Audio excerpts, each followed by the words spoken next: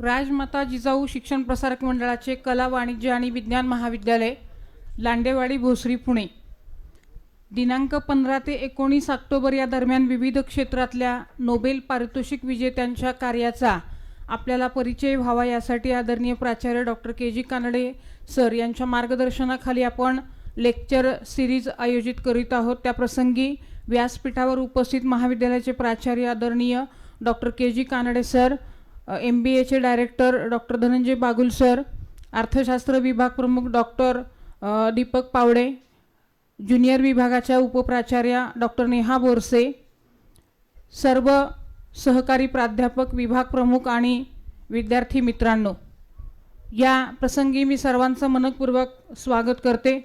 Swedish वैज्ञानिक Alfred Nobel यांच्या स्मरणार्थ प्रतिवर्षी नोबेल पारितोषिकं जाहीर केली जातात। विविध राजकीय सामाजिक संस्थांची निर्मिती याच्यामध्ये मग रसायनशास्त्र असेल, भौतिकशास्त्र, साहित्य, जागतिक शांतता, वैद्यकशास्त्र, जीवशास्त्र आणि अर्थशास्त्र या साधारण 5-6 विषयातील अतुलनीय कामगिरी करणाऱ्या जगभरातल्या संशोधकांसाठी दरवर्षी हा पुरस्कार जाहीर केला जातो। तर आजचा जो विषय आहे तो अर्थशास्त्र या विषयामध्ये यावर्षी नोबेल पारितोषिक मिळवलेल्या मान्यवरांचं आपल्याला पावडे सर प्रेझेंटेशन देणारच आहेत, पण तत्पूर्वी विविध राजकीय सामाजिक संस्थांची निर्मिती आणि त्यांच्या समाजाच्या प्रगतीवर होणारा परिणाम याविषयी केलेल्या संशोधनासाठी टर्की अमेरिकन डेरॉन आल्सेमोग्नो सायमन जॉन्सन हे ब्रिटिश अमेरिकन आहेत आणि ब्रिटनच्या जेम्स रॉबिन्सन यांना यावर्षी अर्थशास्त्र या विषयातील नोबेल पारितोषिक जाहीर झालेलं आहे। वर्षानुवर्षे प्रगती करूनही गरीब देशांचा श्रीमंत देशांसारखा विकास कसा होऊ शकत नाही, हे या तिन्ही अर्थतज्ञांनी त्या ठिकाणी स्पष्ट केलेलं आहे। हे तीनही अर्थशास्त्र विभागातील जे काही मान्यवर आहेत त्यांचं कार्यही मोठं आहे। वेगवेगळ्या नामांकित अशा विद्यापीठांमध्ये ते कार्यही करतात। तर आदरणीय प्राचार्य सरांचं मला कौतुक वाटतं की बाबा नोबेल पारितोषिक हा खरं तर जगात अतिशय नामांकन किंवा अतिशय महत्त्वपूर्ण पुरस्कार आहे आणि या नोबेल पारितोषिका संदर्भात दरवर्षी हा जाहीर केला जातो आणि प्रत्येक विषयामध्ये जाहीर झालेल्या या ठिकाणी या पारितोषिक लोकांचा परिचय आपल्या विद्यार्थ्यांना व्हावा, नवीन अशी माहिती विद्यार्थ्यांना व्हावी, हा त्याच्यामागचा खरा उद्देश आहे। आणि गेली 5 दिवस या ठिकाणी हे ज्ञानाचं सत्र अविरत चालू आहे। आज अर्थशास्त्र आणि उद्या साहित्य म्हणजे इंग्रजी या विषयाच्या संदर्भात जे काही मान्यवर आहेत त्यांचं प्रेझेंटेशन आज पावडे सर देतील, उद्या कमलेश जगताप सर देतील। तर याच संख्येनं उद्या आपण उपस्थित राहायचं आहे आणि नवीन नवीन या गोष्टींची ज्ञानामध्ये भर टाकायची आहे। तर यानंतर मी आदरणीय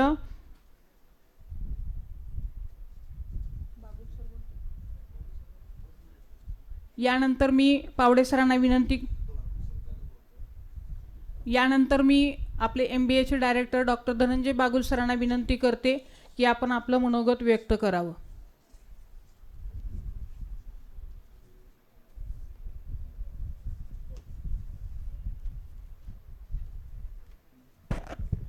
Good morning all.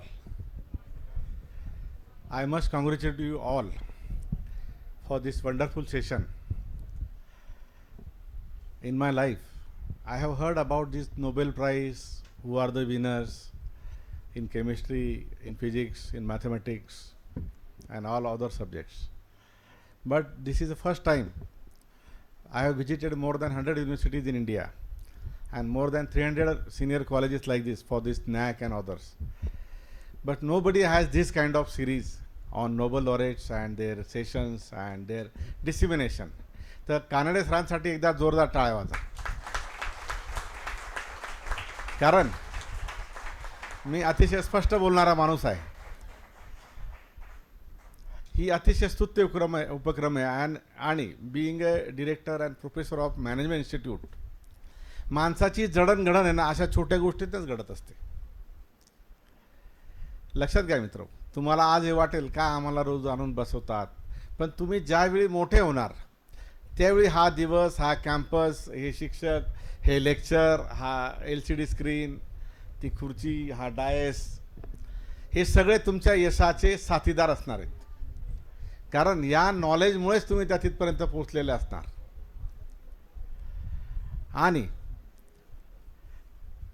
सिलेबसच्या बाहेर शिकणं काय असतं, नॅशनल एज्युकेशन पॉलिसीने प्रॅक्टिकल घ्या, उपयोजित अर्थशास्त्र घ्या, उपयोजित इंग्लिश घ्या, उपयोजित मॅनेजमेंट शास्त्राचे काही कन्सेप्ट्स घ्या.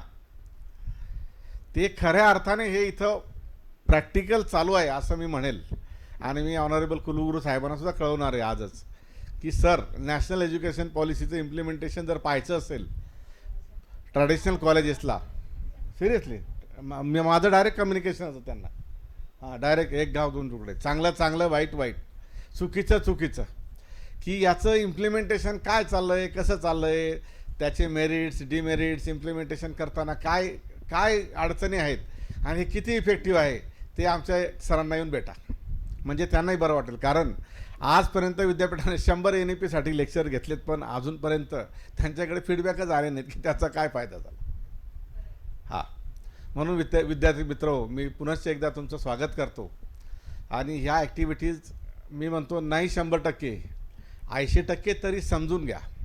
कारण याच्यावर काही लेखी पेपर नाही आहे, याच्यावर सगळा हा IQचा, इंटेलेक्च्युअलचा, ॲकॅडमिकचा भाग आहे. हे समजून घ्या. याच्यातले तुम्ही 10% जरी कुठे इंटरव्ह्यूला गेलात, 10% जरी याच्यातलं बोललात, तर तुमचं सिलेक्शन 100%. हे मी 100 ने 1 लाख रुपयाच्या बॉन्ड पेपरवर लिहून देईल. आणि जर समजा एवढं बोलूनही जर कुठे सिलेक्शन झालं नाही, तर अशा कंपनीमध्ये तुम्ही जाऊही नका असं मी म्हणेल. नाही खरंच ना. कारण त्यांना जर परीस काय आहे, सोनं काय हे जर कळालं नाही, तर अशा कशाला अशा कंपनीत जातात. तिथं तुमचं करिअरच घडणार नाही असं मी ब्लंटली म्हणेल.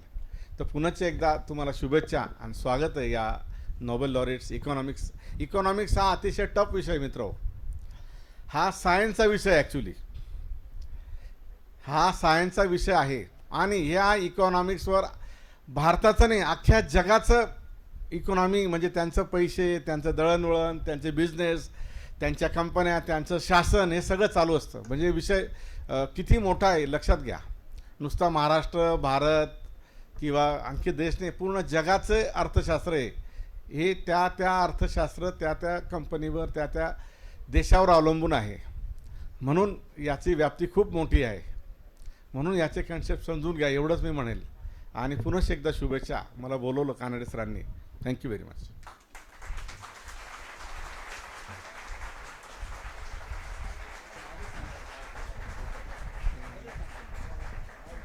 हॅलो हॅलो हॅलो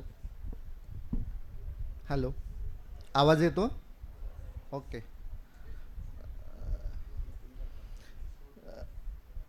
राजमाता जिजाऊ शिक्षण प्रसारक मंडळाचं कला, वाणिज्य व विज्ञान महाविद्यालय, लांडेवाडी, भोसरी आयोजित नोबेल लॉरेट लेक्चर सिरीज 2024 या कार्यक्रमाच्या निमित्ताने आपण सर्वजण या ठिकाणी उपस्थित आहात. आदरणीय महाविद्यालयाचे प्राचार्य डॉक्टर KG कानडे सर खास करून या ठिकाणी या प्रेझेंटेशनसाठी उपस्थित आहेत.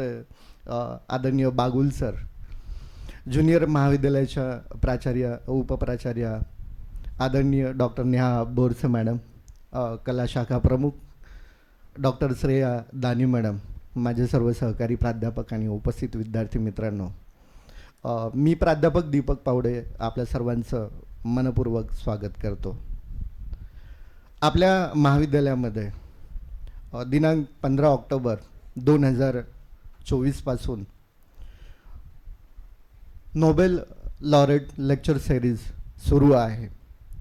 त्यामध्ये सायकोलॉजी, केमिस्ट्री, फिजिक्स यासारख्या विषयांमध्ये ज्या व्यक्तींना नोबेल पारितोषिक अवॉर्ड प्राप्त झाला त्यावर आधारित लेक्चर झालेले आहेत. आज 18 ऑक्टोबर रोजी अर्थशास्त्र या विषयामध्ये नोबेल पारितोषिक कोणाला मिळालं आणि जे नोबेल पारितोषिक विजेते आहेत त्यांचं काय योगदान आहे या संदर्भात खरं तर आपण आजच्या या प्रेझेंटेशनमध्ये माहिती घेणार आहोत. तत्पूर्वी मला तुम्हाला सगळ्यांना सांगायला आवडेल, माझ्यासमोर सर्व बसलेले विद्यार्थी, शिक्षक, सर्वच जण मी असं म्हणेल आपण सर्वच जण शास्त्रज्ञ आहोत, पण आपण आपल्याला स्वतःला ओळखायला कमी पडतो आहोत. आपल्या प्रत्येकामध्ये संशोधन वृत्ती असते, पण आपण ती कधीही शोधून काढण्यासाठी प्रयत्न करत नाही आहात. आणि मग माझ्या महाविद्यालयातील या विद्यार्थ्यांना संशोधन वृत्ती काय आहे किंवा संशोधन काय आहे या संदर्भात अगदी योग्य डायरेक्शन मिळावी या हेतूने आपल्या महाविद्यालयाचे आदरणीय प्राचार्य डॉक्टर के.जी. कानडे सर जेव्हा या महाविद्यालयात रुजू झाले आहेत, अगदी त्या दिवसापासून म्हटलं तरी चालेल, संशोधनावरती त्यांचा नेहमीच फोकस राहिला आहे. आणि त्यांच्या माध्यमातूनच आपल्याला सर्वांना ही लेक्चर सिरीज अनुभवायला मिळाली, आम्हाला देखील अभ्यासायला मिळाली आणि आपल्याला सर्वांना त्यातून संशोधनाच्या बाबतीत प्रेरणा घेता येईल अशा स्वरूपाचं हे काम आहे. सरांसाठी सर्वांनी जोरात एकदा टाळ्या वाजवून स्वागत करावं असं मला वाटतं. नेक्स्ट. आता आपण आपल्या मूळ विषयाकडं जाऊया. ॲक्च्युली नोबेल पारितोषिक काय आहे? नोबेल पारितोषिकाविषयीची आपण माहिती सर्वप्रथम घेऊया. साधारणपणे 1968 पासून नोबेल पारितोषिक देण्याच्या बाबतीमध्ये विचार केला गेला आणि खास करून स्वीडन येथील जी मध्यवर्ती बँक आहे, सेव्हेरिजस रिस्क बँक जी आहे, या बँकेने अल्फ्रेड नोबेल यांच्या स्मरणार्थ साधारणपणे या बँकेचा वर्धापन दिन होता 300वा. या वर्धापन दिनानिमित्त 1968 मध्ये हा पुरस्कार देण्याचं सँक्शन केलं किंवा त्या संदर्भात मान्यता दिली. खरं तर अल्फ्रेड नोबेल यांचे जे फाउंडेशन होते, या फाउंडेशनला मध्यवर्ती बँकेकडून जे पारितोषिक दिलं गेलं त्याची जी ठेव आहे आणि त्या ठेवीतून जी रक्कम येते त्या रकमेवर आधारित हा पुरस्कार दिला जातो. मग हा पुरस्कार फक्त इकॉनॉमिक्ससाठीच दिला जातो असं नाही आहे. मग सायकोलॉजी असेल, फिजिक्स असेल, केमिस्ट्री आहे, इकॉनॉमिक्स आहे, इंग्रजीमध्ये लिटरेचर म्हणूया आपण, यासारख्या विषयांमध्ये आंतरराष्ट्रीय पातळीवर ज्यांचं संशोधन मौल्यवान स्वरूपाचं आहे की ज्याचा जगाला फायदा आहे, सर्व मानव संस्कृतीला त्याचं कुठेतरी बेनिफिट मिळणार आहे, अशा सर्व संशोधकांना नोबेल पारितोषिकाने गौरवण्यात येत आहे. मग इकॉनॉमिक्सच्या बाबतीमध्ये सांगायचं झालं तर इकॉनॉमिक्समध्ये सर्वप्रथम 1969 पासून हा पुरस्कार दिला गेला. म्हणजे अर्थशास्त्राचं हे जे नोबेल पारितोषिक आहे, अल्फ्रेड नोबेल यांच्या नावाने जरी दिलं गेलं असलं तरी ते त्यांनी सुरू नाही केलेलं. त्यांच्या स्मरणार्थ स्वीडन देशाची जी मध्यवर्ती बँक आहे, सेव्हेरिजस रिस्क बँक, या बँकेने हा पुरस्कार खरं तर स्टार्ट केला आहे. नेक्स्ट. 14 ऑक्टोबर 2024 रोजी म्हणजे सोमवारी साधारणपणे दुपारी 3च्या आसपास नोबेल पारितोषिकाची घोषणा करण्यात आली. स्वीडन बँकेचे जे त्यांची जी कमिटी होते, संस्थापक त्या पुरस्काराच्या बाबतीतील, त्यांच्याकडून घोषित करण्यात आला. आणि 2024चा जो नोबेल पुरस्कार आहे अर्थशास्त्रासाठीचा, तो पुरस्कार डेरॉन एसेमोग्लू, सायमन जॉन्सन, जेम्स रॉबिन्सन यांना खरं तर जाहीर झाला. हे तिन्ही अर्थशास्त्रज्ञ सांगायचं झालं तर ते बेस्ट फ्रेंड आहेत. एकमेकांसोबत त्यांनी काम केलं आहे आणि त्यांचं जे काम आहे ते कॉमन थिंकिंगवरती आहे आणि म्हणून तो पुरस्कार देखील त्यांना कॉमनरित्याच दिला गेला. इकॉनॉमिक्समध्ये आत्तापर्यंत जवळपास 96 जे इकॉनॉमिस्ट आहेत की ज्यांचं अद्वितीय असं अर्थशास्त्रामध्ये योगदान आहे संशोधनाच्या बाबतीमध्ये, अशा सर्व अर्थशास्त्रज्ञांना दिलं गेलेलं आहे. पण ते विभागून आहे. म्हणजे खरं तर आत्ताचा जो पुरस्कार जाहीर झाला तो म्हणजे 56 टायमिंग आहे त्याचं, 56वी वेळ आहे की अर्थशास्त्राचं हे नोबेल पारितोषिक आहे. पण जवळपास 96 अर्थशास्त्रज्ञांना ते आत्तापर्यंत प्राप्त झालं. असं कधीकधी कॉमन देखील मिळालेलं आहे काही अर्थशास्त्रज्ञांना. काही वेळेस ते कॉमनली म्हणजे इंडिव्हिज्युअल पण दिलं आणि कॉमन पण दिलं, दोन्ही टाईपमध्ये मिळालं आणि म्हणून इकॉनॉमिस्ट जे आहेत 96 त्यांची क्वांटिटी आपल्याला जास्त दिसतं आहे. म्हणजे तुम्ही म्हणणार की सर प्रत्येक वर्षी दिलं तर मग 69 पासून आतापर्यंत एवढे कसं काय झालं आहे, तर तो एक तुमचं कन्फ्युजन दूर व्हावं या हेतूने सांगितलं. आता आर्थिक विज्ञानामध्ये नोबेल पारितोषिक जे 2024चं मिळालं आता सांगितल्याप्रमाणे ते एसेमोग्लू, जॉन्सन आणि रॉबिन्सन या तिन्ही अर्थशास्त्रज्ञांना मिळालं. पण हे पारितोषिक का जाहीर झालं तर त्यांचं जे काम आहे म्हणजे ज्या विविध राजकीय आर्थिक संस्था आहेत की ज्या संस्थांच्या निर्मितीमुळं देशाच्या विकासावर, देशाच्या समृद्धीवर काय इम्पॅक्ट पडतो याविषयीचं खरं तर त्यांचं सगळं हे थिंकिंग आहे आणि म्हणूनच या अर्थशास्त्रज्ञांना हा पुरस्कार जाहीर झाला आहे. स्वीडिश रिस्क बँक येथील नोबेल असेंब्लीचे जे अकॅडमी ऑफ सायन्सचे जे सदस्य आहेत मगाशी सांगितल्याप्रमाणे त्यांनी 14 ऑक्टोबर 2024 रोजी स्टॉकहोम मध्ये अल्फ्रेड नोबेल यांच्या स्मरणार्थ हा पुरस्कार जाहीर केला गेला.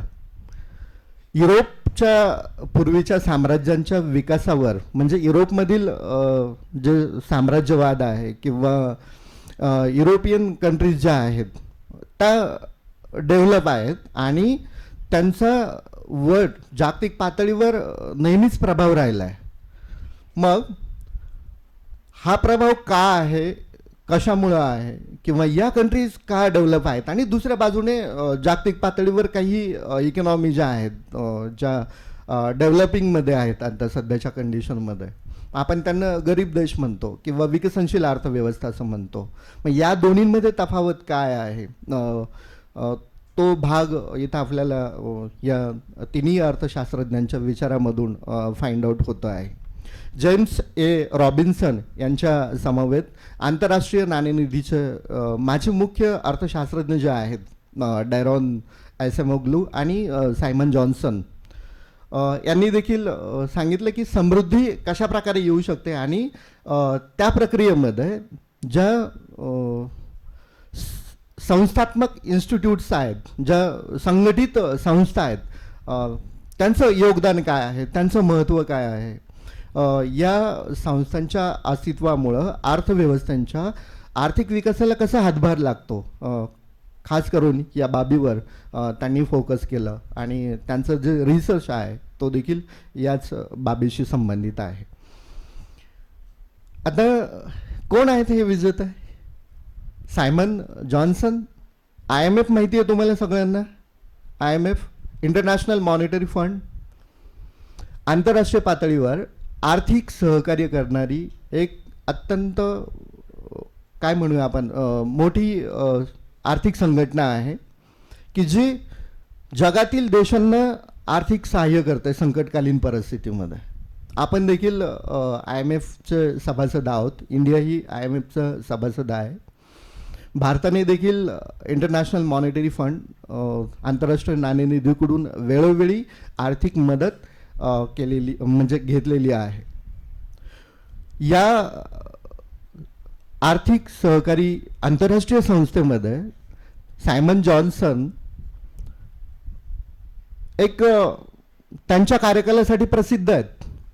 त्यांचा कार्यकाल जो होता तो साधारणपणे 2007 ते 2008 पर्यंत, म्हणजे 1 वर्षापर्यंतच त्यांचा खरं तर कार्यकाल होता.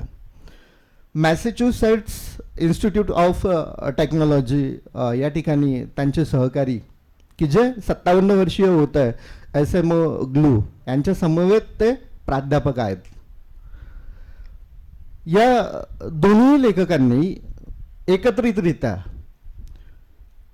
2023 मध्ये power and progress our 1000 year struggle over technology and prosperity या पुस्तकाचं लेखन केलं आहे. या पुरस्काराला उत्तर देताना म्हणजे ते हा जो पुरस्कार आहे, नोबेल पारितोषिक जे जाहीर झालं त्या दिवशी ते प्रत्यक्षात त्या ठिकाणी उपस्थित नव्हते. फोनद्वारे त्यांनी म्हणजे आपली प्रतिक्रिया नोंदवली आणि त्यांनी फोनवर असं म्हटलं आहे की आम्ही जे काम केलं आहे हे काम लोकशाहीसाठी अनुकूल आहे. SMO ग्लू यांना जो पुरस्कार जाहीर झाला या पुरस्कारानंतरची त्यांची ही प्रतिक्रिया होती. जे देश बिगर लोकशाही राजवटीपासून लोकशाहीमध्ये प्रवेश करतात, म्हणजे आपण कॅपिटलिस्ट इकॉनॉमी म्हणतो त्यांना, किंवा ज्या ठिकाणी लोकशाही नाही आहे अशा काही भांडवलशाही अर्थव्यवस्था असतील किंवा अदर कंट्रीज असतील की जिथं लोकशाही युटिलाइज नाही आहे, लोकशाही मार्गाने शासन व्यवस्था नाही आहे. पण अलीकडच्या काळामध्ये बहुतांश अर्थव्यवस्थांनी लोकशाही मार्गाने आपला विकास साध्य करण्याचा प्रयत्न केला गेला आहे. मग ज्या ज्या अर्थव्यवस्थांनी लोकशाही स्वीकारली आहे, लोकशाहीचा अवलंब केला आहे, अशा कालावधीपासून पुढे जवळपास 8-9 वर्ष, हवं तर आपण 1 दशक म्हणूया, तोपर्यंत या ज्या अर्थव्यवस्था आहेत या अत्यंत वेगाने आपली डेव्हलपमेंट करतात असं त्यांना म्हणायचं आहे किंवा दिसून आलं आहे. म्हणजे लोकशाहीच्या माध्यमातून अर्थव्यवस्थेचा विकास घडवून आणता येतो किंवा आर्थिक विकास होतो की जो अगोदर लोकशाही नसताना विकास होता त्याच्यापेक्षा अधिक स्पीडली तो विकास होतो आहे, डेव्हलपमेंट होते आहे. पण असं जरी असलं तरी देखील आर्थिक विकासासाठी फक्त आणि फक्त लोकशाही हा एकमेव फक्त रामबाण उपाय नाही आहे. म्हणजे आपण लोकशाही स्वीकारली म्हणजे लगेच आर्थिक विकास झाला असं अजिबात नाही आहे. 1-2 मिनटं मी इकॉनॉमिक डेव्हलपमेंटवर थोडंसं बोलतो आहे की जो आपल्या सर्वांच्याच जिव्हाळ्याचा विषय आहे. आर्थिक विकास प्रत्येक जण म्हणतो काय आर्थिक विकास करायचा आहे. प्रत्येकाला असं वाटतं माझी डेव्हलपमेंट व्हायला हवी. आपण तुम्ही सगळेच जण आर्थिक विकासासाठीच सगळं धडपड करतो आहेत. पण इकॉनॉमिक डेव्हलपमेंट होत असताना फक्त आणि फक्त पैसा किंवा एक बाजू पैसा हातामध्ये आला म्हणजे आपण त्याला लगेच आर्थिक डेव्हलपमेंट असं नाही म्हणू शकत. आर्थिक विकासामध्ये या बाबी देखील म्हणजे इन्क्लुडेड आहेत की देशामध्ये जी उपलब्ध साधन संपत्ती आहे या साधन संपत्तीचा वापर त्या देशातील लोकांना समानतेच्या न्यायतेच्या तत्वाने करता आला पाहिजे. देशामध्ये जे आर्थिक विषमता आहे ती आर्थिक विषमता कमी व्हायला हवी. फार संख्येने कमी असलेल्या लोकांमध्ये देशाच्या संपत्तीचा जर फार मोठा हिस्सा केंद्रीभूत होत असेल, सेंट्रलाइज होत असेल, तर एकीकडे तुमची डेव्हलपमेंट आहे, आर्थिक विकास आहे, पैसा भरपूर आहे, पण दुसऱ्या बाजूने तुमच्याकडं जर आर्थिक विषमता असेल तर मग तो आर्थिक विकास म्हणता येणार नाही आहे. आणि म्हणूनच मग आर्थिक विकास तेव्हाच म्हटलं जाईल की एकीकडे तुमच्याकडं संपत्तीमध्ये पण वाढ होते आहे, पण ही संपत्ती वाढत असताना समानतेच्या न्यायतेच्या तत्वानुसार होते आहे आणि या डेव्हलपमेंटचे जे सगळे फायदे आहेत तळागाळातील सर्व लोकांपर्यंत पोहोचतात. खऱ्या अर्थाने तो आर्थिक विकास आहे. आणि हा आर्थिक विकास कोणत्या बाबीवर डिपेंड आहे अगदी साध्या सिंपल सांगायचं झालं तर बेसिक बाबी आहेत या फक्त, परंतु त्या गोष्टींकडे कोणाचं लक्ष नसतं कधीच. सिंपल गोष्ट म्हणजे काय तर एज्युकेशन, शिक्षण. तुम्ही माझ्यासमोर बसलायत, सगळं एज्युकेशन घेण्यासाठी बसलायत. तुम्ही सोडा तर ऑल ओव्हर वर्ल्डमध्ये सगळेजण एज्युकेशन घेत आहेत. विदाऊट एज्युकेशन डेव्हलपमेंट नाही आहे. नेक्स्ट हेल्थ, आरोग्य तितकंच महत्त्वाचं आहे. मग आरोग्यविषयक सोयीसुविधा ज्या आहेत त्या देखील तेवढ्याच उपलब्ध व्हायला हव्यात, आणि त्या जर पुरेपूर उपलब्ध होत असेल तर डेव्हलपमेंट फिक्स आहे. नेक्स्ट वाहतूक दळणवळणाची साधनं. मग नुसती साधनच पाहून चालणार आहेत का? नाही. त्यासाठी रस्ते पण तेवढेच चांगले असायला हवेत. मग आपण पाहतो आहेत की अलीकडच्या काळामध्ये रस्त्यांविषयीच्या आपल्याकडं कशा प्रकारच्या सुधारणा आहेत किंवा वाहतूक दळणवळणाविषयी काय सुविधा आहेत. मला वाटतं सरांनी सगळं त्या एक्सपिरियन्स केला असेल अगोदर. म्हणजे की त्यावेळेस वाहतूक दळणवळणासाठी बैलगाडीचा वापर केला जायचा, आणि खास करून बैलगाडीबरोबर म्हणजे पायी प्रवासच जास्त असायचा. एवढंच सोडा, म्हणजे त्यावेळेचे जे विवाह होत होते ते विवाह होताना देखील कोणाच्या लग्नाला किती बैलगाड्या येतात त्याच्यावरती त्या म्हणजे फॅमिलीचं ते रेप्युटेशन काउंटिंग होत होतं. ही रिॲलिटी होती. पण आता ते राहिलं आहे का? आता नाही आहे. आता सिच्युएशन वेगळी आहे. आता आपल्याकडे सगळी संसाधनं उपलब्ध आहेत. हे आर्थिक विकासाचं लक्षण आहे. थोडक्यात जे बेसिक इन्फ्रास्ट्रक्चर आहे, इलेक्ट्रिसिटी, पाणी, रस्ते, वाहतूक दळणवळण सुविधा, आरोग्यविषयक सोयीसुविधा, शिक्षण, हे जर सगळं तुम्हाला उपलब्ध होत असेल आणि या बाबींपासून कोणीही वंचित राहत नाही आहे, याच्याशिवाय तुमच्या मूलभूत गरजा ज्या आहेत त्या देखील जर पूर्ण होत असेल तर मग अर्थव्यवस्थेत जो विकास होतो आहे आणि हे सगळं सगळ्यांना पोहोचत असेल, त्याच्यापासून कोणी वंचित नाही आहे, तर तो देश काय विकसित आहे खऱ्या अर्थाने. म्हणजे नुसता पैसा वाढला किंवा तुमच्या हातामध्ये पैसे आले म्हणजे तुमची डेव्हलपमेंट लगेच नाही आहे. डोक्याने पण तेवढेच माणूस सशक्त व्हायला हवा. त्या देशातील ह्युमन कॅपिटल जे आहे ते देखील क्वालिटी क्रिएट व्हायला हवं, तेव्हा डेव्हलपमेंट आहे. आणि आपण सगळेजण खरं तर इंडियाकडं एवढी इंटेलेक्च्युअल पॉवर आहे की ऑल ओव्हर वर्ल्डला सगळं पोहोचू शकेल. आणि जगातील बहुतेक देश भारतातील जे शास्त्रज्ञ आहेत, संशोधक आहेत, ज्यांनी चांगल्या प्रकारे एज्युकेशन घेतलं आहे, आत्मसात केलं आहे, हे सगळे लोक जगामध्ये चांगल्या प्रकारे काम करत आहेत, योगदान देत आहेत. हे आपल्याला वारंवार पाहायला मिळत आहे. म्हणजे इंडियाच्या बाबतीत सांगायचं झालं तर इंडिया देखील इकॉनॉमिक डेव्हलपमेंटच्या दृष्टिकोनातून चांगल्या प्रकारे प्लॅटफॉर्म क्रिएट केला आहे आर्थिक विकासाच्या दृष्टीने. पण अजूनही जगाच्या दृष्टिकोनातून आपण विकसित देश म्हणून गणलेलो नाही आहेत. आजही आपण डेव्हलपिंग इकॉनॉमीमध्येच काउंट होतो आहे. आणि मग हे जे आताचे इकॉनॉमिस्ट आहेत त्यांचं जे संशोधन आहे की ते म्हणत आहेत की ज्या ज्या देशांनी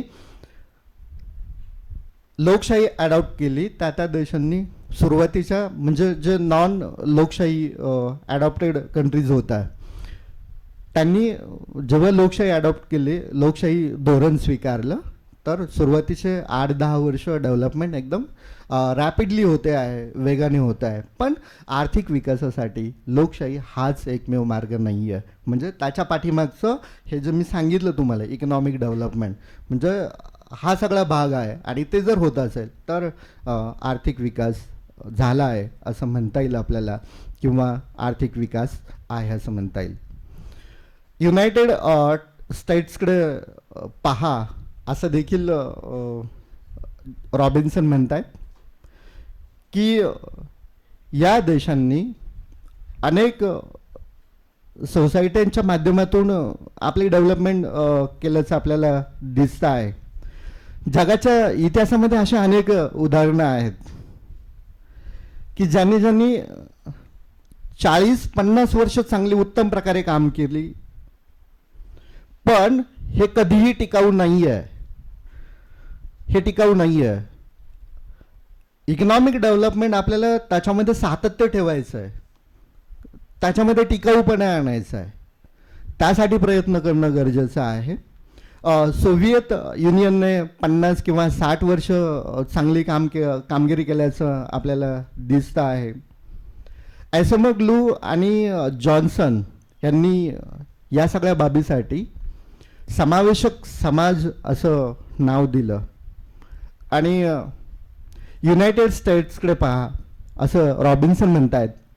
हा गुलामगिरीचा विशेषाधिकाराचा देश होता, ज्या ठिकाणी महिलांना अर्थव्यवस्थेमध्ये भाग घेण्याची किंवा मतदान करण्याची परवानगी नव्हती. पण आज आपण डेव्हलप कंट्रीमध्ये या देशाकडं पाहतो आहे. सध्या तुलनेने सर्वसमावेशक आणि मुक्त असलेल्या प्रत्येक देशाने संक्रमण केलं आहे. ते पुढे असं म्हणतायत की आधुनिक जगामध्ये तुम्ही दक्षिण कोरिया असेल, तैवान असेल, मॉरिशस आहेत, या देशाकडे तुम्ही पाहू शकता की त्यांनी आपली डेव्हलपमेंट कशी केली आहे.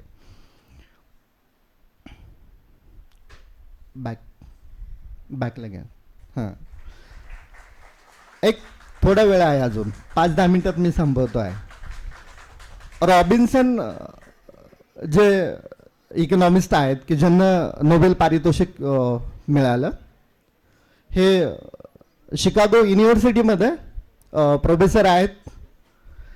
त्यांनी आणि एसएमग्लू यांनी देखील दोघांनी एकत्रितरित्या Y nations fail, the original of power, prosperity and poverty अशा स्वरूपाचं एक पुस्तक 2012 प्रकाशित केलं. एका मुलाखतीमध्ये 64 इयर्स 64 वर्षीय जे रॉबिन्सन आहेत ते म्हणतायत की चीन जोपर्यंत दडपशाहीची राजकीय व्यवस्था ठेवत आहे तोपर्यंत आर्थिक समृद्धी टिकून ठेवू शकेल. याबद्दल त्यांच्या मनात पण काही शंका आहे. रॉबिन्सन या पुरस्काराला उत्तर देताना फोनवरच बोललेत की जगाच्या इतिहासामध्ये अशी अनेक उदाहरणं आहेत ज्यांनी 40-50 वर्ष चांगली कामगिरी केली. तुम्ही जे पाहता ते कधीही टिकाऊ स्वरूपाचं नाही आहे. ही रियालिटी आहे. म्हणजे याच्यातून आपण हे लक्षात घेतलं पाहिजे की इकॉनॉमिक डेव्हलपमेंट कायमस्वरूपी तुम्हाला जर टिकवून ठेवायची तर कायमस्वरूपी प्रयत्न केले पाहिजेत. म्हणजे डेव्हलपमेंट झाली आणि मग आपण शांत सुस्त बसलो, निवांत बसलो, तर तसं नाही आहे. एज्युकेशनच्या बाबतीत पण तसंच आहे. तुमच्या बाबतीत पण एज्युकेशन कंप्लीट झालं म्हणून शांत बसलं असं नाही आहे. माणूस जोपर्यंत जिवंत आहे तोपर्यंत त्याला शिकावंच लागतं आणि जो शिकतो तोच खऱ्या अर्थाने पुढे जातो.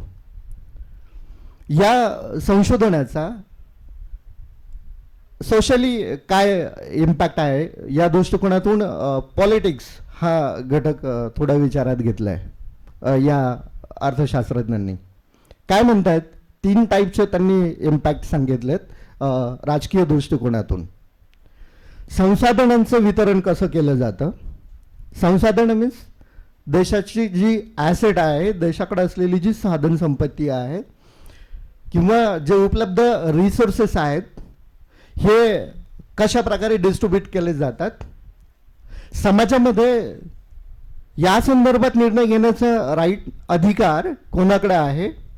या आधारावर नेहमी श्रीमंत वर्ग आणि जो सामान्य वर्ग आहे, कॉमन मॅन जो आहे, यांच्यामध्ये कायमस्वरूपी संघर्ष सुरू आहे, जो अगोदरही होता आणि आताही सुरू आहे.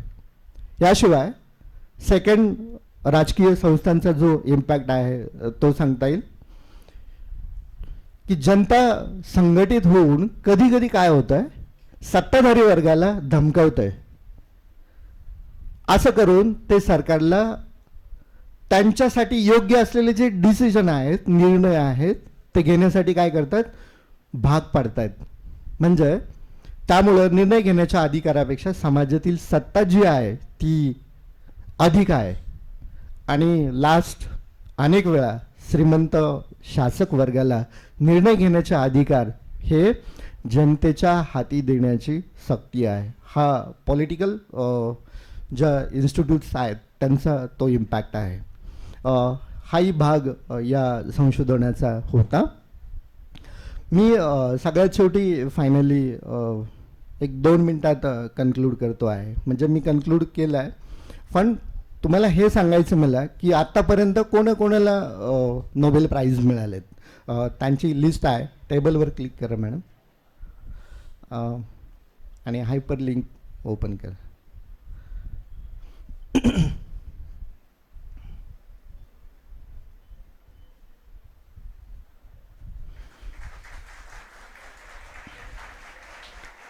फर्स्ट सुरुवातीचं जे नोबेल प्राईज आहे 1969मध्ये नॉर्वेचे जे इकॉनॉमिस्ट आहेत रॅग्नर फ्रिश त्यांना दिलं गेलं. त्यानंतर पॉल सॅम्युएल्सन असतील, त्यानंतर सायमन कुझनेट्स असतील, सर जॉन आर हिस्क असतील, एंडला घ्या. अगदी तिथपासून तर आत्ताचे सध्याचे म्हणजे 2024मध्ये आपल्याकडं जे नव्याने ज्यांना हा अवॉर्ड मिळाला ते Daron Acemoglu, Simon Johnson, James A Robinson या सर्वांना नोबेल पारितोषिक मिळालं. इथून पुढे देखील हे पारितोषिक कंटिन्यू चालू राहणार आहेत. आणि सरांची इच्छा आहे की आपल्या परिसरातून, आपल्या कॅम्पसमधून एखादा नोबेल प्राईज विनर येत्या कालावधीमध्ये फ्युचरमध्ये निर्माण व्हावा. ही माफक अपेक्षा सरांची आहे आपल्या सर्वांकडून. आपण सर्वांनी हे प्रेझेंटेशन अतिशय शांततेत समजावून घेतलं. आपल्याला सर्वांना मी मनापासून धन्यवाद देतो. आणि खास करून महाविद्यालयाचे आदरणीय प्राचार्य डॉक्टर KG कानडे सर, आपण ही संधी उपलब्ध करून दिली. Thank you so much. थँक्यू.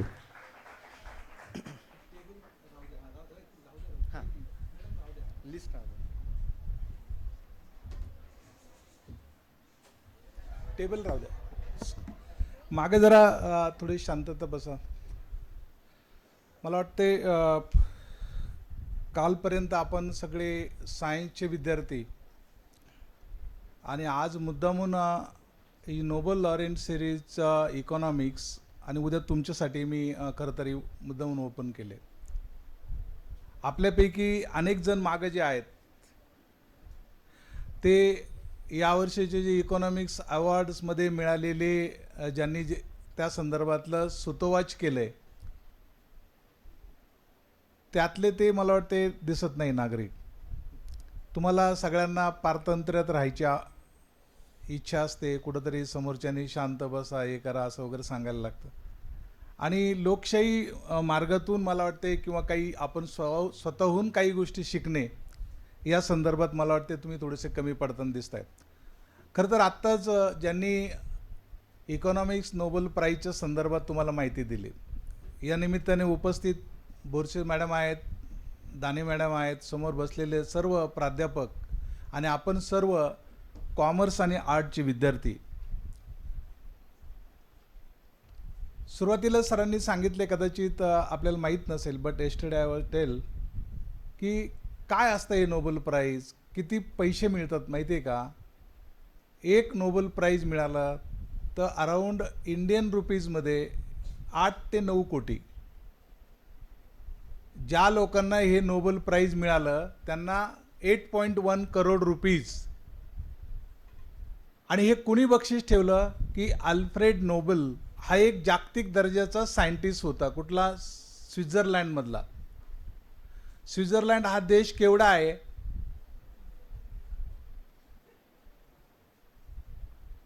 जे आपलं जे टोटल पुणे जिल्हा आहे हार्डली त्याच्यात डबल केला तेवढा छोटा देश आहे आणि वर्ल्ड डॉमिनंट देश आहे. World dominant. आपल्याकडचे अनेक श्रीमंत वर्गातले लोक किंवा आपल्यासारखे ॲम्बिशियस लोक त्या देशामध्ये जाण्यासाठी धडपडतायत. वर्ल्ड डॉमिनंट त्यांच्याकडे लॅबोरेटरीज आहेत, वर्ल्ड डॉमिनंट इन्स्टिट्यूट आहे. ते आपल्यासारखे अजूनही कुठं जे युद्ध आहे ते काही करत बसलेलं नाही. हे सरांनी दोन गोष्टी त्यात महत्त्वाच्या सांगितलेल्या आहेत. रॉबिन्सन आणि मला वाटते जॉन्सन्स या लोकांनी जी मांडणी केली की त्यांनी या पर्टिक्युलर युरोपियन कंट्रीजमधल्या छोट्या छोट्या राष्ट्रांनी प्रगती कशी केली आणि ती जी प्रगती आहे त्या संदर्भाचं जे नोटिंग आहे, त्या संदर्भाचा जो पेपर आहे, त्या संदर्भाचं संशोधनात्मक पत्रिका आहे, ही 40 ते 50 वर्षापूर्वी त्यांनी मांडलेली आहे. आणि त्या पत्रिकेमधनं आत्ता असं लक्षात येते की असेच देश पुढे आलेले आहेत की ज्या देशामध्ये लोकशाही आहे, ज्या देशामध्ये म्हणजे जे राष्ट्र आहे, जे पब्लिक त्या देशाशी अटॅच्ड आहेत, त्या देशांमध्ये प्रगती होताना दिसते.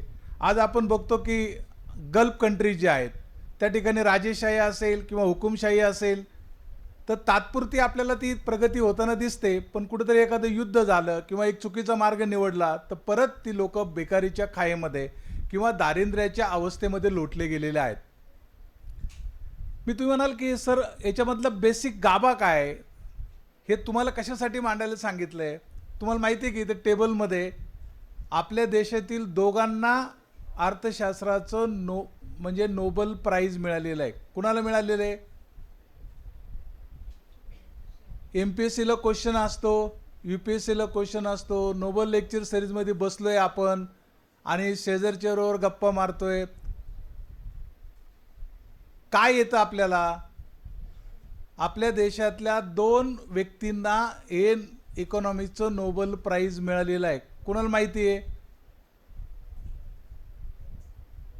मग आपण काय केलं आत्तापर्यंत? 11वी 12वीला आलो, आत्तापर्यंत आलो की आपल्याला साधे साधे प्रश्न येत नाही. कोण तुम्हाला नोकरीला ठेवणार आहे? कोण नोकरी देणार आहे?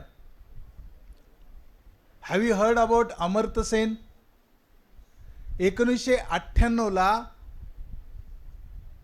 जे आपल्या पश्चिम बंगालमधले इकॉनॉमिकचे तज्ज्ञ आहेत त्यांना 1998ला हे नोबेल प्राइज मिळालंय. आणि त्यानंतर त्याच ठिकाणचा एक विद्यार्थी आहे बॅनर्जी, अमर्त्य बॅनर्जी म्हणून जे आहे, 2019 मध्ये त्याला नोबेल प्राइज मिळालंय. बरं, हे नोबेल प्राइज मिळताना त्यानंतर अजून तुम्हाला माहिती आहे की बांगलादेशाचे एक आत्ता जे पंतप्रधान झालेत कोण? मोहम्मद युनूस, याला सुद्धा नोबेल प्राइज मिळालेलं आहे. कशाबद्दल? त्यांनी काय केलं? पहिल्यांदा की जर समाजाच्या शेवटच्या घटकापर्यंत जर आपल्याला सत्तेचं विकेंद्रीकरण करायचं असेल, सत्तेचं जर तुम्हाला समजा समाजामध्ये पटकन डेव्हलपमेंट पाहिजे असेल तर छोटे छोटे बचत गट म्हणजे तुम्ही निर्माण केले पाहिजे आणि बचत गटातून त्या छोट्या छोट्या गरजांना पैसे दिले गेले पाहिजे. मला वाटते ही जी साधी संकल्पना वाटल्याने त्या माणसाला प्राइज दिला. आता तुम्ही बघा, बँकेकडं कर्ज मागायला जा किंवा तुमच्या आईवडिलांना तुम्हाला कधी प्रसंग आला असेल, ते म्हणतात तुला पगार आहे का, तुझ्याकडे प्रॉपर्टी आहे का, तुझ्याकडे काही गोष्टी आहे का, तुला हे आहे का, आणि मग सगळ्या गोष्टी असल्यानंतर मग ते कर्ज देतात. पण मोहम्मद युनूसने ह्या बचत गटाची संकल्पना मांडल्यानंतर आज तुमच्या खेडेगावामध्ये तुमची प्रत्येकाची किती लोकांचे आईवडील आहेत बचत गटाचे सभासद? मला वाटतं मॅक्झिमम लोकांचे असेल. मी तर आपल्याकडे पाहिलंय की सगळ्या महिला ज्या आहेत, मॅक्झिमम महिला ज्या आहेत, त्या महिला बचत गट आपल्या डिस्ट्रिक्ट बँकांना जोडलेल्या आहेत. आणि मग त्याच्यामध्ये कुणाला समजा फळझाडांची लागवड करायची असेल, कुणाला एखाद्या शेतीत त्यांना कॅपिटल पाहिजे असेल, आर्थिक मदत पाहिजे असेल, तर त्या 9-10 जणींचा गट मिळून त्यांच्याद्वारे त्यांना जिल्हा बँका काय करते, आर्थिक सहाय्य करते आणि मग एकीला, मग उद्या दुसरीला, तिसरीला अशा एकमेकाच्या गरजा ते भागवत असतात. हेच जर नसतं तर पूर्वी लोक फंड लावायचे, त्याच्या अगोदर काय करायचे, सावकाराकडून कर्ज काढायचे. पण सुसह्य आर्थिक मदत ही त्यांनी ती करून दिली. तुम्ही अमर्त्य सेन, मगाशी मी सांगितलं, अमर्त्य सेननी सुद्धा याच पद्धतीचं गणित मांडलं की जर आपल्याला आर्थिक सुबत्ता ही शेवटच्या घटकापर्यंत न्यायची असेल तर ते कशा प्रकारे शुद्धीपत्रक मांडून संशोधनमुक्त मांडणी त्यांनी केलेलं आहे. बॅनर्जींनी तेच सुद्धा सांगितलेलं आहे. मग तुम्ही म्हणणार सर ते सगळ्यांनी सांगितले, आमच्याकडे काय पावडे सरांनी सांगितले की तुम्हाला नोबेल प्राईज मिळवायची. अजून बरंचसं आहे. अजून आपल्याला आपले अधिकार नीट पोहोचलेले नाही. आपल्याला आधी सगळ्या गोष्टी मांडता येत नाही. एक मला वाटते ती कन्या जरा पाठीमागे लाव रे, फिरव जरा तिथे. ते दोघी जण उठव जरा एक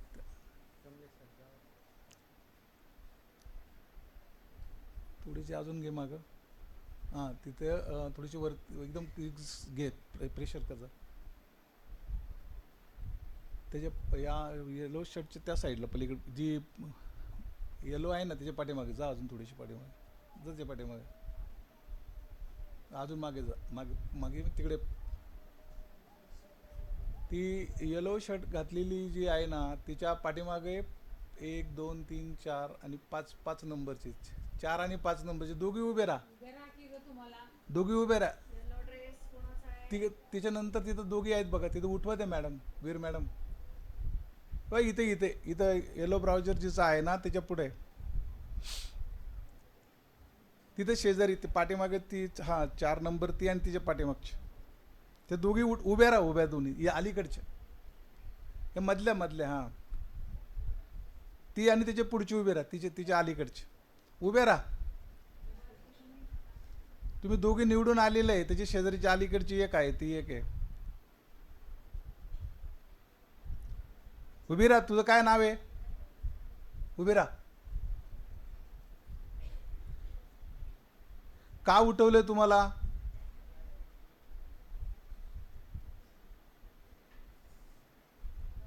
कॉमन सेन्स नावाचा एक प्रकार आहे का?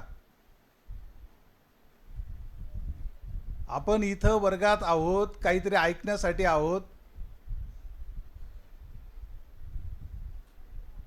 एकमेकीमध्ये गप्पा चालू आहेत.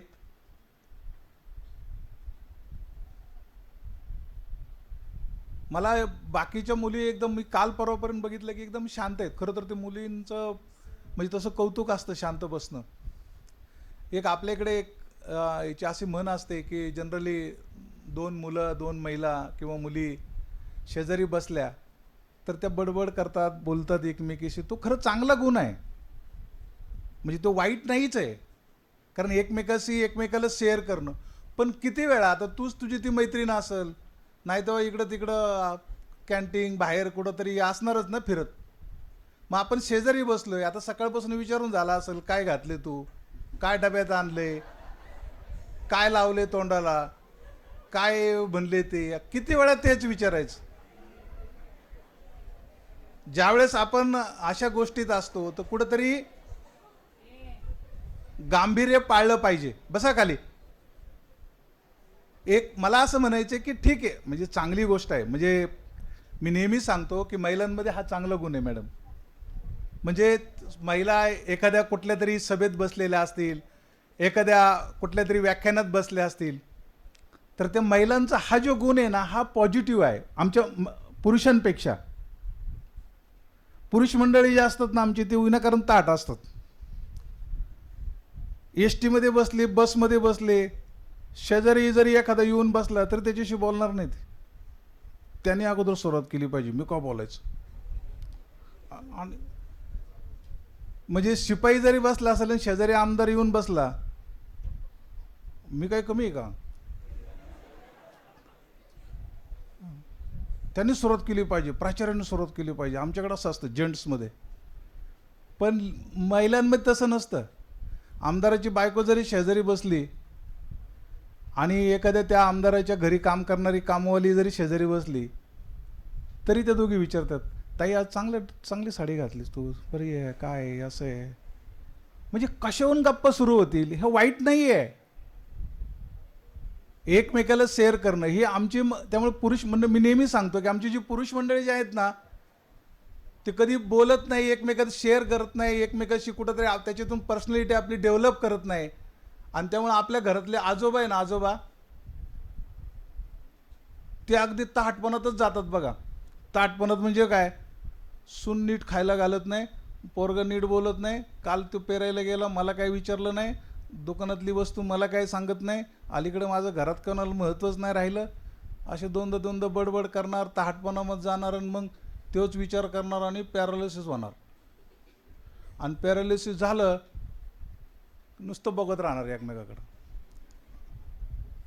आणि तो कधी म्हणजे फार म्हणजे जवळजवळ 50% जे पुरुष आहेत म्हणजे माझ्या पाहण्यात जे आलेले आहेत ते सगळे असेच गेलेले आहेत त्यांच्या शेवटच्या क्षणाला. पण त्याच्या उलट ज्या आमच्या आजी गेल्यात ना, म्हणजे गेल्या म्हणजे ज्या वयस्कर गेल्या सगळ्या झाल्या काय असं, त्या अगदी हसत हसत गेल्यात.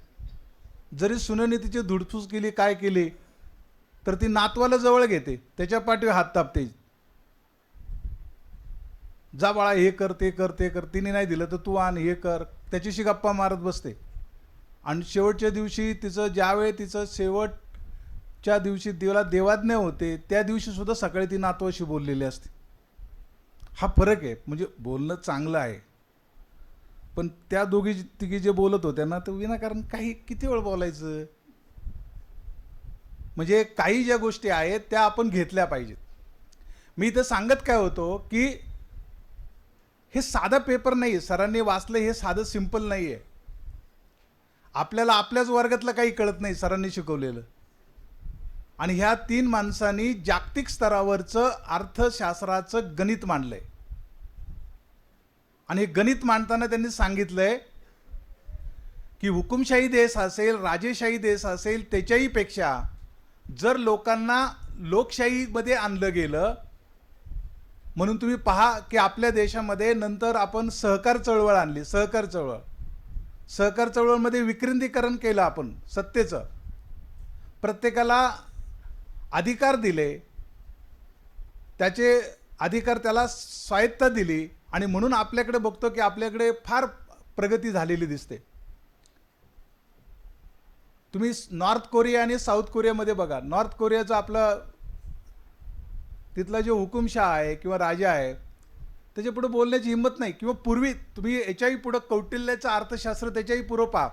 तुमच्यापैकी अनेकांना असं वाटत असेल, म्हणजे जे विचार करत असेल ती त्यांना असं वाटत असेल सर पैसा आपल्याकडे नाही आहे, अमेरिका लय श्रीमंत आहे, मग काय हरकत आहे आपल्या रिझर्व्ह बँकेला अजून छापायला.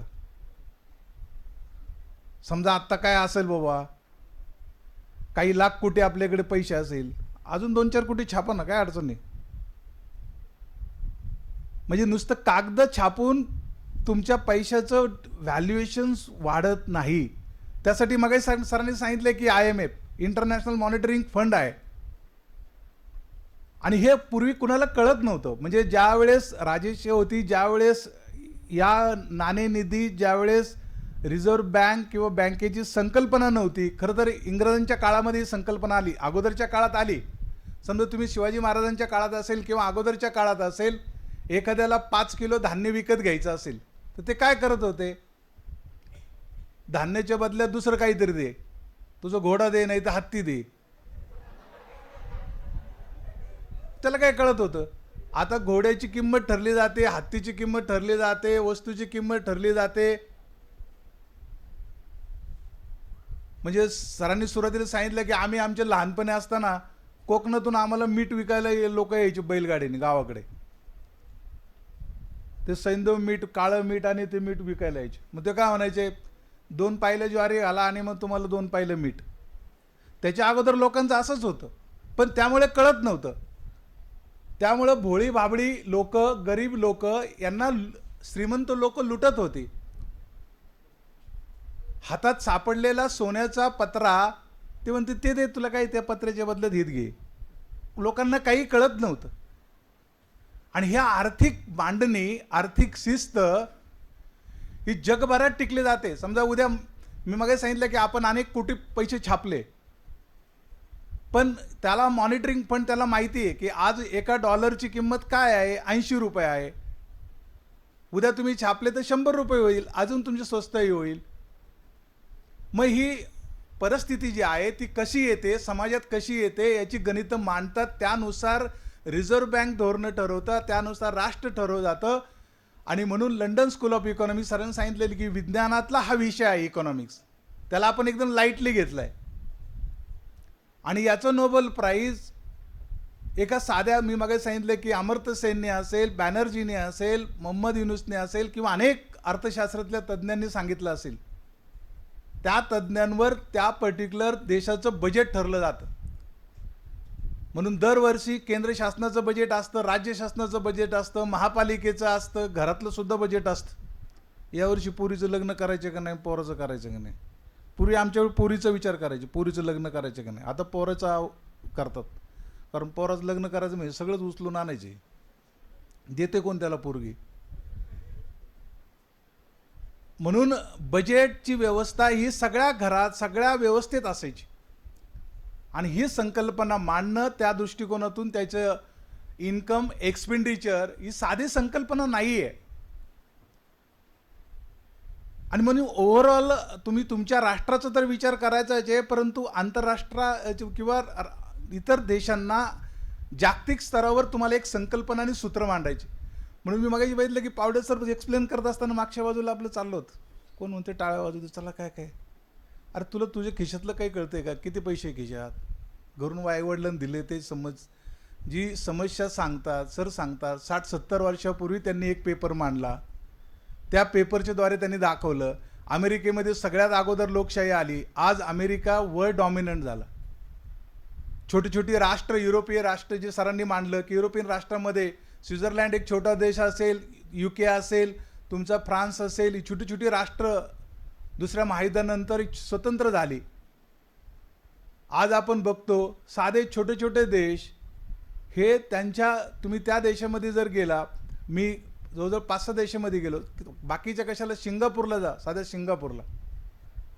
सिंगापूरमध्ये सुद्धा एवढ्या लोकांना स्वातंत्र्य आहे आणि एवढी लोक राष्ट्रासाठी झटत आहेत. आम्हाला त्याची काही किंमत नाही आहे.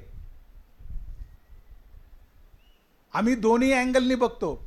सिंगापूरला जर तुम्ही गेला तर सिंगापूरला राष्ट्रभक्ती तुम्ही पहा, तैवानला तुम्ही पहा, हाँगकाँगला पहा. ही जी राष्ट्र आहेत त्या पर्टिक्युलर ती राष्ट्रांची निर्मिती, त्यांची डेव्हलपमेंट त्या तिथल्या प्रत्येक व्यक्तींनी आणि त्याच्या परिसंस्थांनी अशा प्रकारच्या गणितांच्या आधारे हे सगळ्या त्यांची डेव्हलपमेंट झालेलं आहे. आणि तुम्ही तर सगळे कॉमर्सची माणसं आहात, आर्टची माणसं आहात, आणि तुम्हाला ते हायपोथेसिस मांडायचं असते. आणि हायपोथेसिसमधनं काही एखादी वेगळ्या प्रकारची जर तुम्ही रिसर्च आर्टिकल एखादं मांडलं तर त्या आर्टिकलला जागतिक स्तरावर उचललं जातं आणि त्याच आर्टिकलला जागतिक स्तरावर नोबेल प्राईज दिलं जातं. आणि त्यातली ही व्यक्ती आहे. नोबेल प्राईज कुणालाही दिलं जात नाही. तुमच्या आमच्यासारखे जर तुम्ही याच लेवलला जर राहिले तर काय नोबेल प्राईज आहे तुम्हाला. म्हणजे जागतिक स्तरावर जर तुम्हाला जर संकल्पना मांडायची असेल, मोठ्या लेवलवर जर काही काम करायचं असेल, की डॉक्टर बाबासाहेब आंबेडकरांचं तुम्ही बघा, त्यांचं चरित्र वाचा. बाबासाहेब आंबेडकरांसारखा अर्थतज्ज्ञ या देशामध्ये दुसरा नव्हता. बाबासाहेब आंबेडकरांनी जी सुरुवातीला त्यांची PhD आहे ती अर्थशास्त्रावर PhD आहे.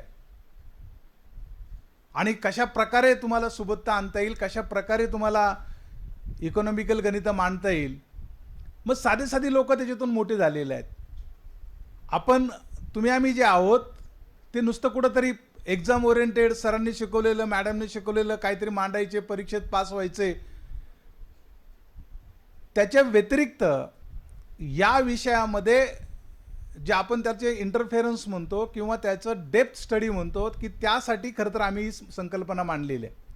म्हणजे तुमच्यापैकी एकाला जरी वाटलं की मोहम्मद युनुस काय आहे, राजघराण्यात जन्मलेला माणूस नाही आहे, अमर्त्य सेन हा काय कुठलाही जन्मलेला माणूस नाही आहे, त्यांनी फक्त ॲम्बिशियस होतं, त्यांनी तो स्टडी मांडला आणि मांडायला काहीच हरकत नाही. अलीकडे पेपर पब्लिश करायला वगैरे काय लागत नाही. अगदी डिजिटल पेपर असेल, संकल्पना मांडली असेल, तुम्ही आमच्याकडे आणलं तरी तुमच्या सगळ्यांचे पेपर आम्ही पब्लिश करू. न्यू एज्युकेशन पॉलिसीमध्ये मागाशी बागुल सरांनी सांगितलं की तुमच्यापैकी एखाद्याने मांडलं की सर हे असं असं आहे ना, हे आत्ता जे चाललेलं आहे पिंपरी चिंचवड महानगरपालिकेचं काम, मला काय एकदम वाईट वाटतं. पण त्याच्यापेक्षा ह्या पिंपरी चिंचवड महानगरपालिकेचा जो निधी आहे तो निधी या पद्धतीने जर मी सर्क्युलेट केला आणि या पद्धतीप्रमाणे जर मी पोहोचवला तर मला असं वाटतं की त्याच्यामध्ये या महानगरपालिकेतील म्हणजे या पर्टिक्युलर व्यवस्थेतील राहणाऱ्या लोकांची प्रगती होईल. मांडा तुम्ही संकल्पना, ती आपण एखाद्या इंटरनॅशनल कॉन्फरन्सला आम्ही पब्लिश करू. कदाचित लोकांना ती आवडली तर उद्या तुमच्यापैकी एखाद्याला अवॉर्ड मिळू शकतं. समजा नाही नोबेल प्राईज मिळाला तर नॅशनल लेवल, स्टेट लेवल कुठंतरी अवॉर्ड मिळू शकतं. आणि जे तुम्हाला सांगता येतं की सर मी BComला असताना, मी BAला असताना अशा अशा प्रकारचा एक पेपर वाचला आंतरराष्ट्रीय चर्चासत्रामध्ये, हे तुमच्याकडे ॲडिशनल आहे सांगायला काम. नाहीतर आपल्याकडे काय असतं ॲडिशनल, मी शेजारी ते सर शिकवत होते ना तेव्हा मी मागं अगदी ते सरांची हेटाळणी करत होतो आणि लय मजा केली. मी आता काय करतोय, जातो रोजानी 300 रुपये 400 रुपये. आता काय अवस्था आहे आपली. कॉलेजला असताना इतकी मजा केली ना मी, सरांना बोलूनच देत नव्हतो आणि कॉलेजमध्ये तर एकदम कमी राहत होतो आणि बाहेरच फिरायचं. मग आता काय करतोय, आत्ता बाहेरच फिरतोय. फार तर लयच वायाला गेला असेल तर एक 90 मारून फिरतोय. अवस्था काय, आम्ही चॅलेंज काय घेतलंय, आम्ही काय केलंय. आणि म्हणून ज्यांनी चॅलेंज केलं, मी तुम्हाला बाबासाहेब आंबेडकरांचं तुम्ही उदाहरण दिलं, अमर्त्य सेनचं दिलं, बॅनर्जीचं दिलं, मोहम्मद युनूसचं दिलं.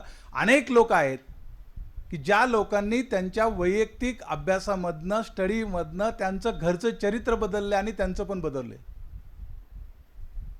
त्याच लोकांची कुठेतरी नावं झालेली आहेत. मग आपण काय करतो, नाही तर चाललेलं आहे ना, काय प्राचार्यांना काम नाही, पावडे सरांना काम नाही, त्या बोरशे मॅडम येऊन बसलेत आणि आम्हाला ते अर्थशास्त्राचे नोबेल, ते काय करायचे. मला एक गोष्ट याच्यावर आठवते मॅडम, मग मी क्लोज करतो. ते मला वाटते बहुतेक दमनी असतील, व्हिडिओकॉनचे मालक दमनी जे आहेत ना, ते एका कार ॲक्सिडेंट्समध्ये जातात. मला वाटते बहुतेक तेच असावेत. मी त्यावेळेस प्राध्यापक असेल आणि औरंगाबादच्या एअरपोर्टवर ते बसायला जाताना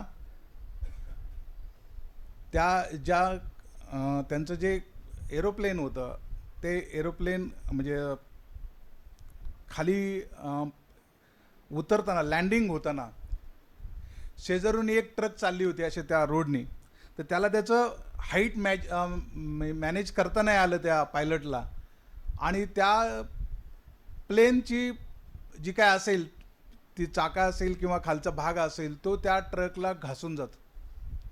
तो ट्रकवाला पुढं निघून जातो, पण तेवढ्यात तो पायलट गडबडतो आणि गडबडल्यामुळं ते लँडिंग होताना त्याचा ॲक्सिडेंट होतो आणि ॲक्सिडेंट होताना त्यात तो मोठा माणूस जातो. मला वाटतं त्यासाठी काही स्टोरी आहे. आता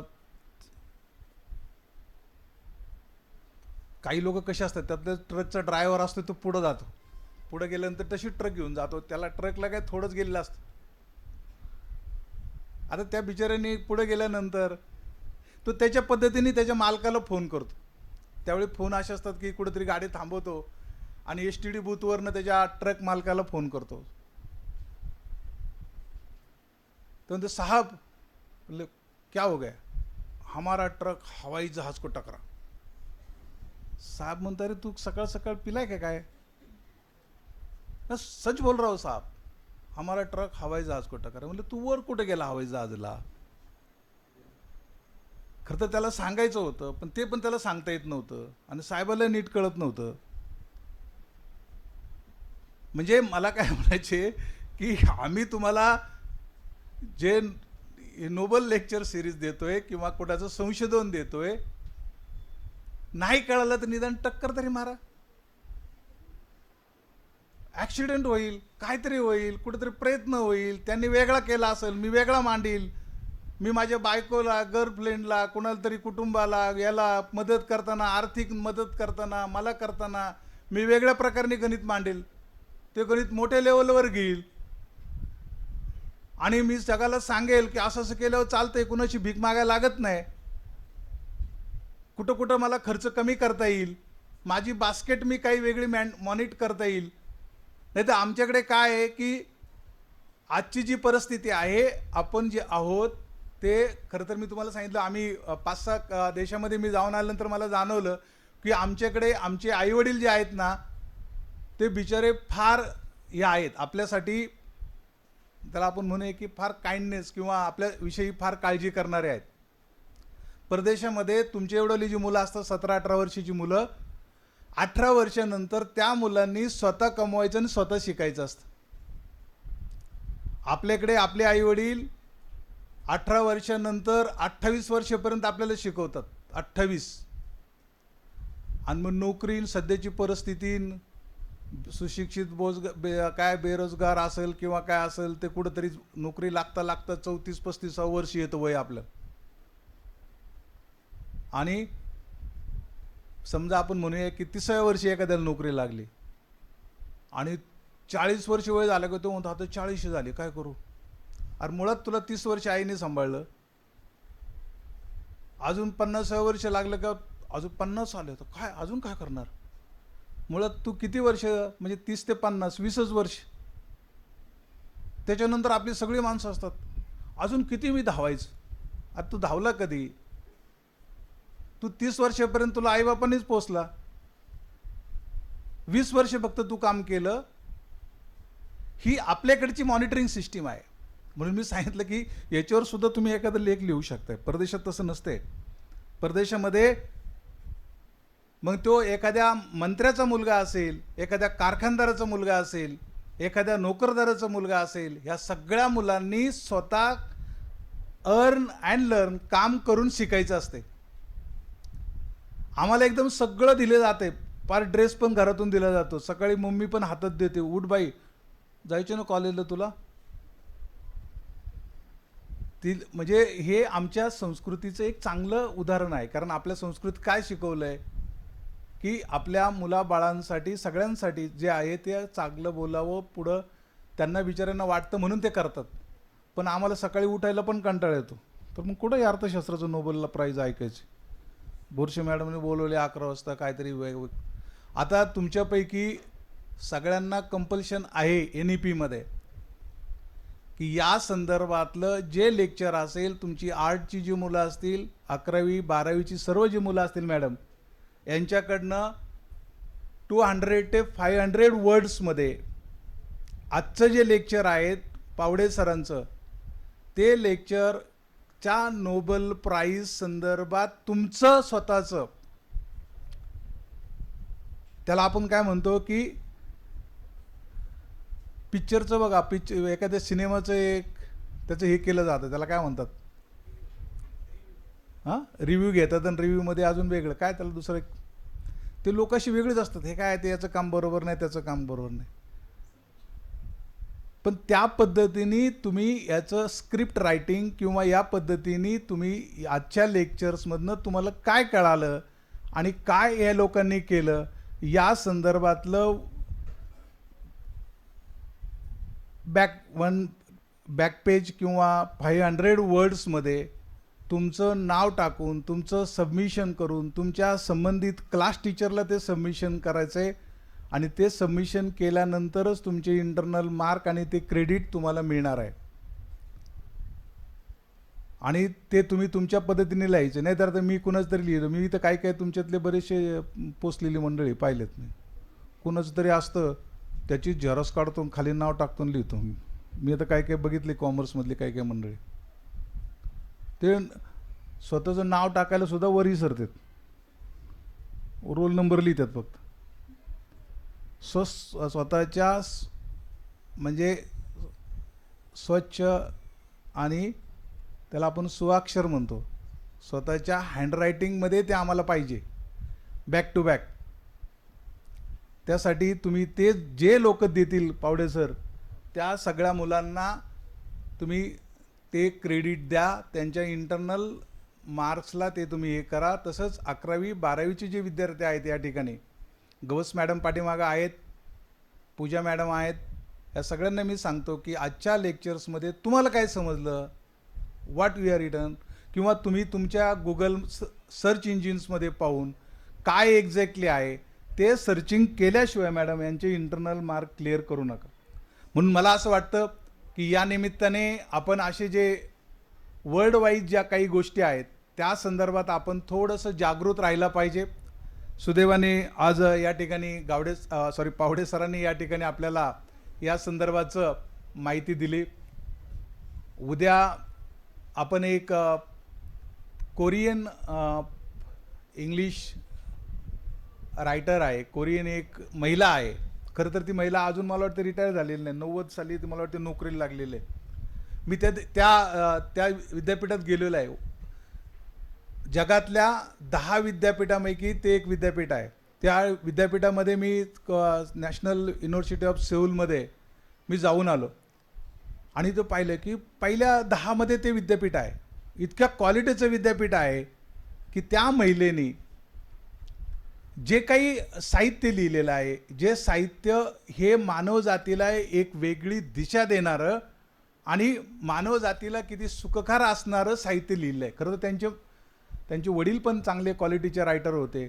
पण आपल्याकडे वडील असेल तर मुलगा फार वाया गेलेला असतो, मुलगी तर अजून म्हणजे फारच चांगलं असतं असं नाही. पण वडिलांचा वसा त्या महिलेने राबवला आहे. आणि मला असं वाटतं की ॲट द एज ऑफ 60 वगैरे असेल, 1970ची बर्थ डेट आहे मला वाटतं त्याची. 70 म्हणजे आता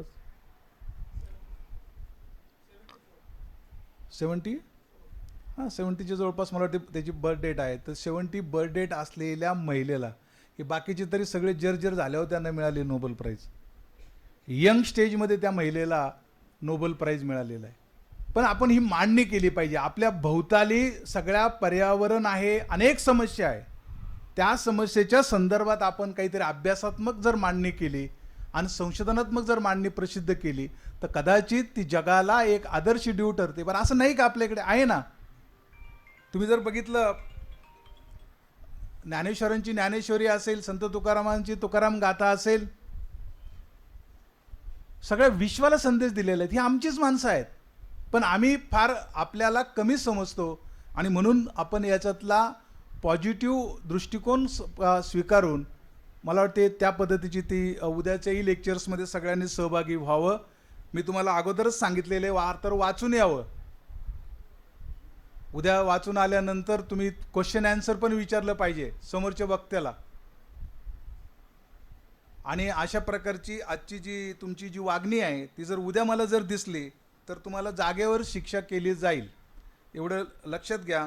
मला वाटते परत एकदा मी आपल्या सर्वांच्या वतीने दीपक पावडे सरांचं अभिनंदन करतो आणि मी थांबतो. धन्यवाद.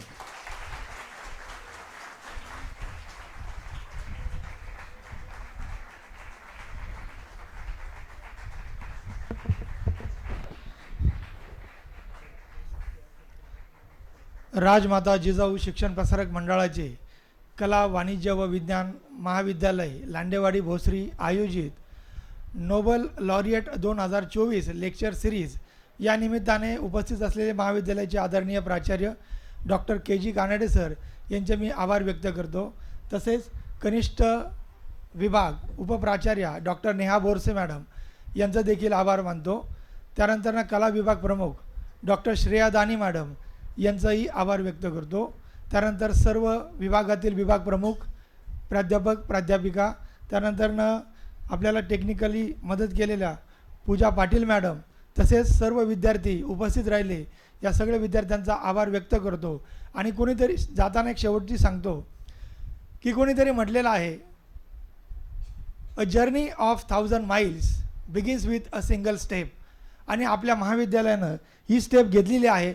आणि जसं पावडे सरांनी अपेक्षा व्यक्त केली की आपल्या महाविद्यालयातील एखादा विद्यार्थी कदाचित लिटरेचरमध्ये असेल किंवा इकॉनॉमिक्समध्ये असेल किंवा इतर सायन्स विभागातील फिजिक्स केमिस्ट्री असेल, या विषयांमध्ये ते नोबेल प्राईज नक्कीच मिळविल. एवढं बोलून प्राचार्यांच्या परमिशन हा प्रोग्राम संपला असं जाहीर करतो. उद्या सकाळी ठीक 11 वाजता सेम साहित्यातील नोबेल पारितोषिक याच्यावरती विचारमंथन केलं जाईल, PPT प्रेझेंटेशन केलं जाईल. थँक्यू.